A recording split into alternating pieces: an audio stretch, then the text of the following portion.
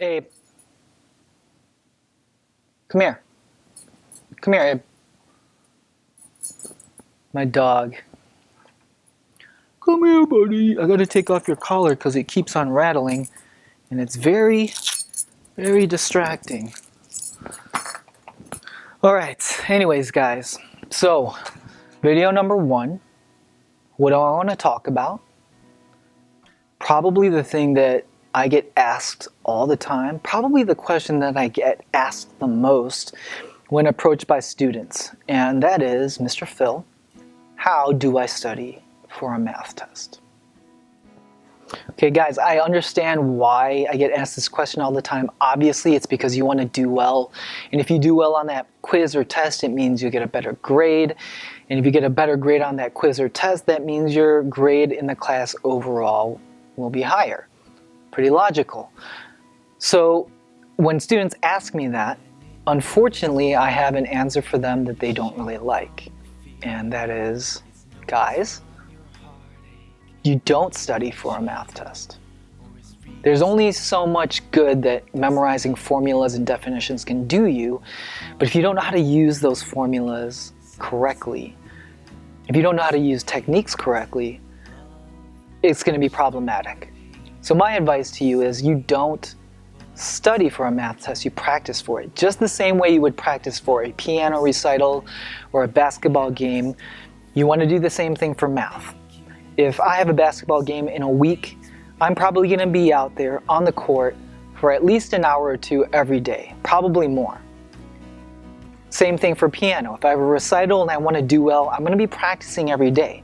But let me ask you this, if a teacher tells you that you have a math test in a week, how many of you that exact night, when you go home, start studying for that test? Probably very few. But try it, see what happens, because the reasoning that I'm trying to promote to you is that, just like I said, if you don't know how to use the formulas and the techniques correctly, it doesn't matter how much you actually have memorized.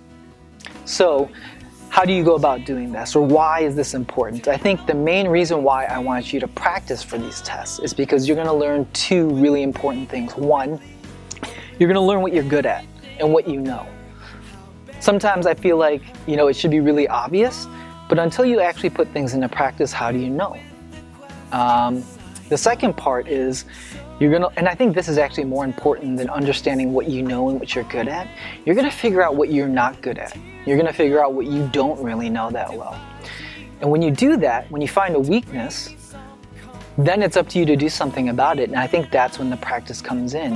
When you do some practice problems and you see that you're getting some wrong, it's going to be hopefully very intuitive for you to go and say, well, okay, if I got these wrong, I really need to figure out what I did wrong or why I got the problems wrong. And then you want to go and see if you can figure out how to get them right. And that's where the real learning in math happens. So it's not fun, it's not easy to do, it's hard work, but it definitely pays off. So I really want to encourage you guys, if you have a math test coming up soon or a quiz, start at least 3 days out. Just start going over problems from the beginning of a unit. If it's a midterm or a final, of course you want to give yourself more time. But you want to cover everything. In math, it's so important that you don't just know how to do something decently. You want to be great at everything that you learn. It's because math, the way that it's structured, I'm sure you've learned by now that everything you've learned in math from elementary school is going to set up what you're learning in middle school. Everything that you learn in middle school is going to set up what you're learning in high school, so on and so forth. So with that in mind, if you have a weakness in something you've learned in elementary school, it's just going to make it more difficult for you to be successful at the middle school level. If you still have that weakness by the time you get to high school, well, guess what? It's just going to compound all the problems that you've experienced in middle school. And from what I've seen with students in the past, a lot of times those deficiencies, those gaps in the knowledge base, they don't really show up until later. And when they do, they come out of the blue. So you have to be very self-aware. And that's why I try to really stress the importance of figuring out what you don't know.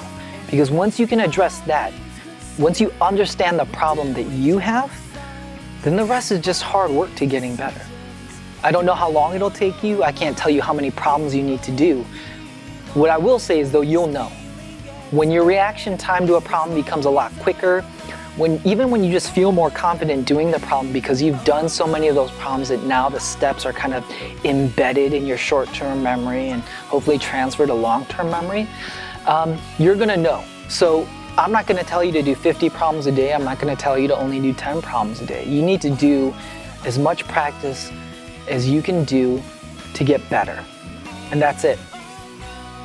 Plain and simple. So I hope you can take these tips and these ideas, put them into practice, see what they do for you. If you have any questions about how to go about studying or anything more specific, you can leave a comment below.